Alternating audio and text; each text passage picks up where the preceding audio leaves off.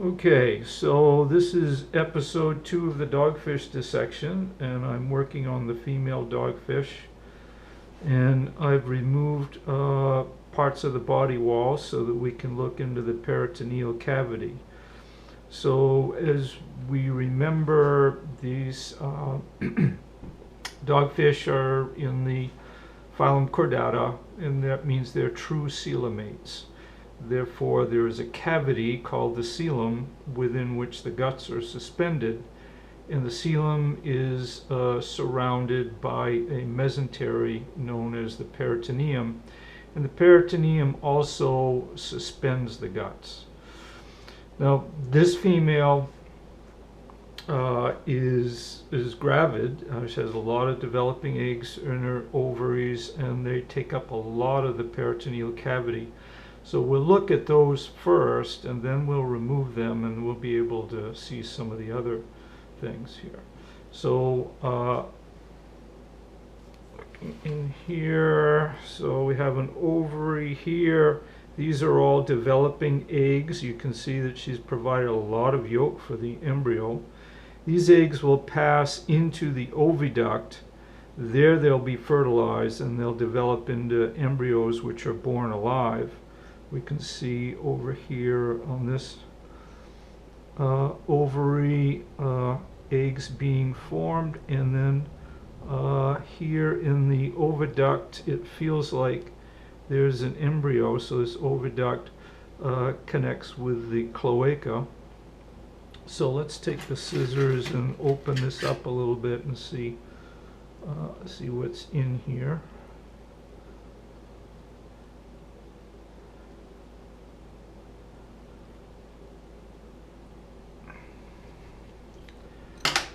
And there's a little pup right there that was just about ready to be born. Okay, fully formed, ready to come out snapping. Okay, now if we pull the ovaries out to one side here a little bit,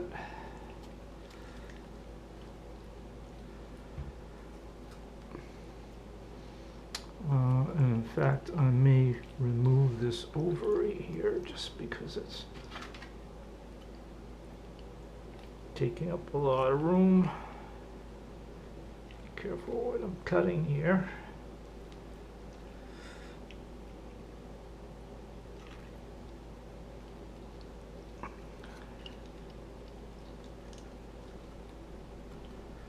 Okay.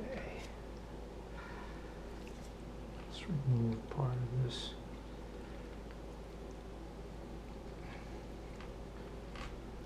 Ovary as well.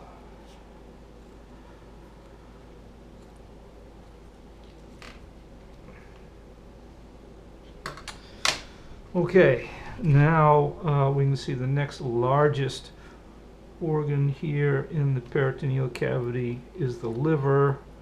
It's the 1, 2, should be a third lobe right there. Okay, so the liver is elongate in these fish. It's oily.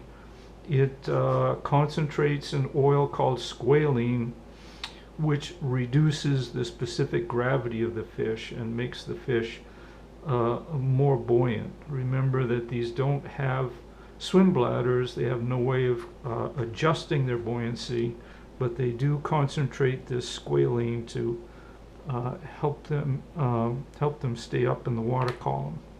So we're going to remove the lobes on the liver here.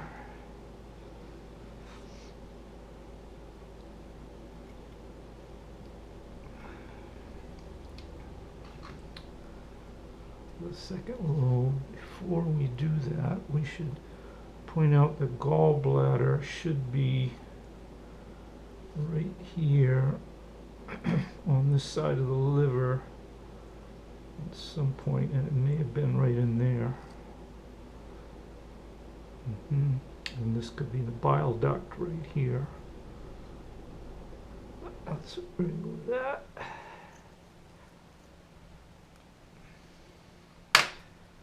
Set that out of the way. Now we have a clear view of the esophagus. So we start at the mouth, esophagus running down to a stomach. And you can usually, the stomach has been a little distorted because the ovaries were taking up so much room. But stomach's in here, usually there's a a turn right here, a large turn at the limit between the stomach and a very short duodenum, or part of intestine. And then we have a spiral valve intestine here. So remember the functions here. The the stomach receives some enzymes from the liver, and it some of the epithelium in the stomach transfers hydrogen ions into the stomach, so we have a very low pH here. Things are digested, passed down into the duodenum and the spiral valve intestine. And in the intestine, the whole point is to resorb nutrients, which means you need a lot of surface area. So unlike some mammals that have long, convoluted, large intestines small intestines for resorbing nutrients, the spiral valve intestine, if we can remove it here, I'll just take that part out. We want to preserve some of this stuff. Spiral valve intestine, if we open it up,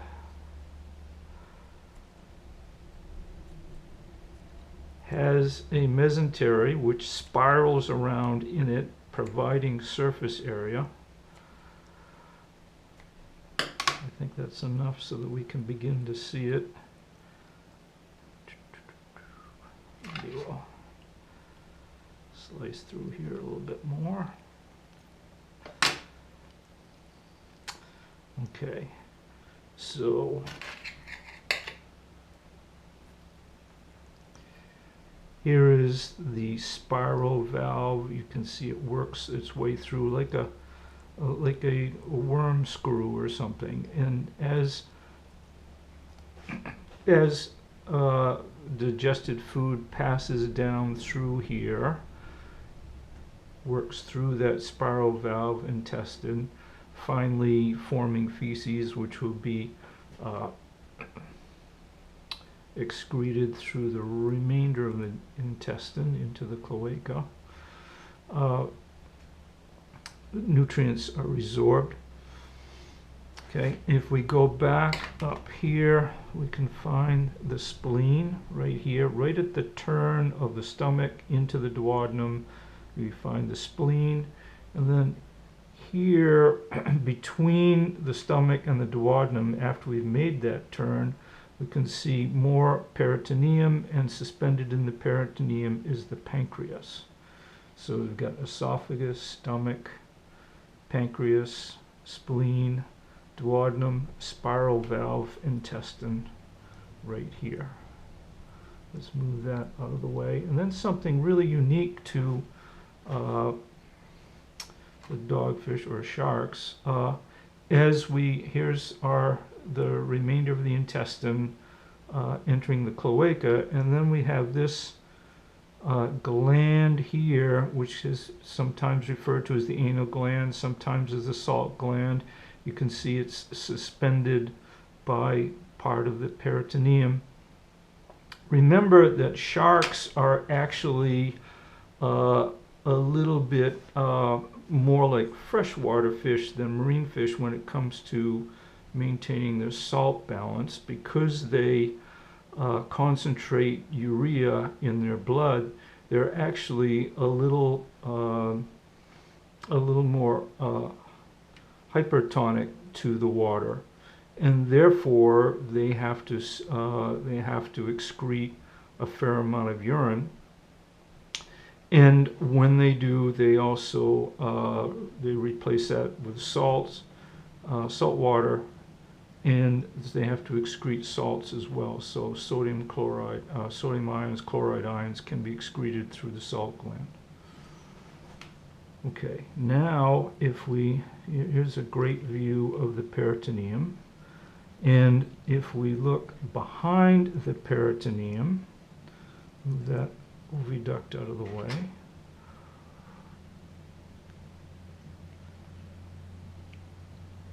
On either side of the spine,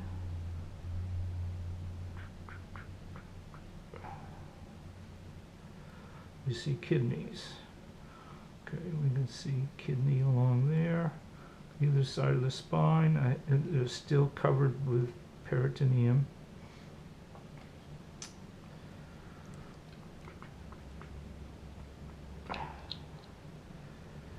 So in the sharks, kidneys have a couple of functions.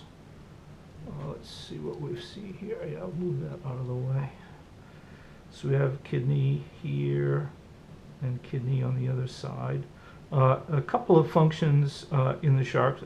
The posterior portion of the kidney is for forming urine, as we'd expect, and then the anterior portion of the kidney, sometimes referred to as the head kidney, is used more for forming red blood cells. Okay, so these are retroperitoneal, or behind the peritoneum. So now let's put this mess together again and see what we had. We had our liver with 3 lobes. Then we saw the esophagus running down to the stomach making this sharp turn right here into the duodenum, and then another sharp turn into the spiral valve intestine. At the turn, we saw the spleen, we saw the pancreas in the peritoneum, sort of suspended between the stomach and this duodenum. And then following down posteriorly, we saw the salt gland, or the anal gland, right here at the posterior end of the spiral valve intestine. And then of course we removed the 2 ovaries and the oviducts, and we found one well-formed embryo in one of the oviducts. So the next episode we will explore the pericardial cavity, which is up under here. So we'll see the heart, and we'll look at the branchial circulation, and then we'll take a look at the gills. Great.